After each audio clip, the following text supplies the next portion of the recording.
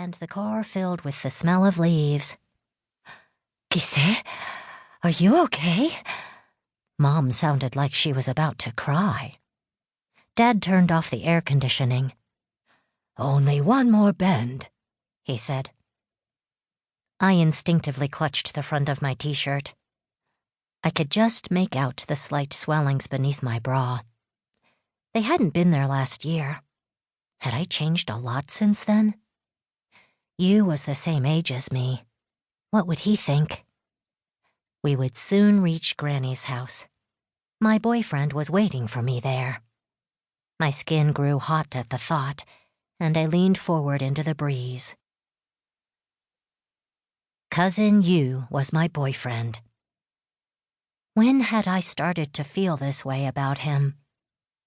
Even before we got together, I'd always been drawn to him.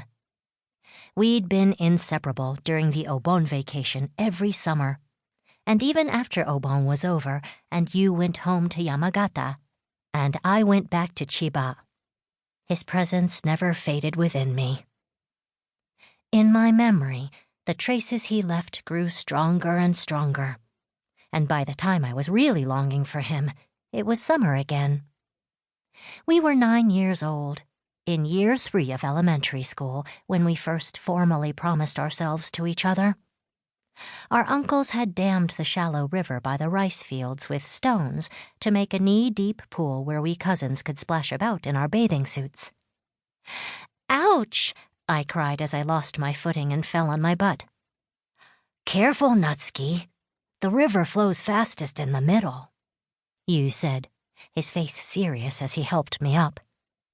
I'd learned that in school, but I hadn't made the connection with this little river. "I've had enough of water," I said. "I'm going to play somewhere else."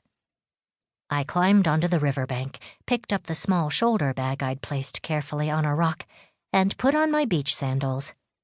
Without waiting, I went up the steps to the road, and still in my bathing suit, headed for the house. The bag felt alive, warmed by the sun's rays.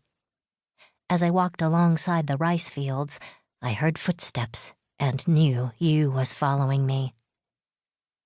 "Natsuki, wait for me." "Leave me alone," I snapped. Yu reached out, picked some small leaves, and popped them into his mouth. I couldn't believe my eyes. "You can't eat that. You'll get a stomachache." "Don't worry, it's edible. It's called sourdough. Uncle Teruyoshi told me." He held some out to me. I took them and hesitantly put them in my mouth. It's so sour." "Yeah, it is a bit, but it's good."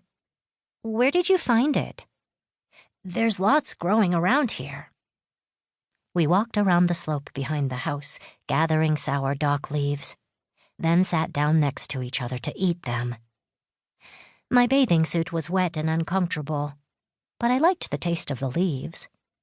Now that my mood had improved, I said, "Since you showed me something you like, to say thank you, I'll let you in on a secret." "What secret?" "Well, actually, I'm a magician. I have a transformation mirror and a magic wand." "What sort of magic can you do?" "All kinds. The best spell helps you defeat enemies." "Enemies?" "I mean, maybe ordinary people can't see them, but there are lots of enemies all around us. Bad magic, monsters, that sort of thing.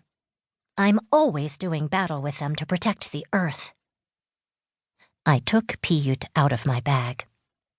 He looked like a white hedgehog plush toy, but actually, he was an emissary sent by the magic police on planet Poppin'-Pop-Boppia. Piyut had given me the magic wand and mirror to help me use my magical powers, I explained. "Wow, Natsuki, that's amazing," Yu said, his face serious. "It's thanks to you protecting the Earth that we're living in peace." "Right." "Hey, what sort of place is that planet Poppin'-Pop?"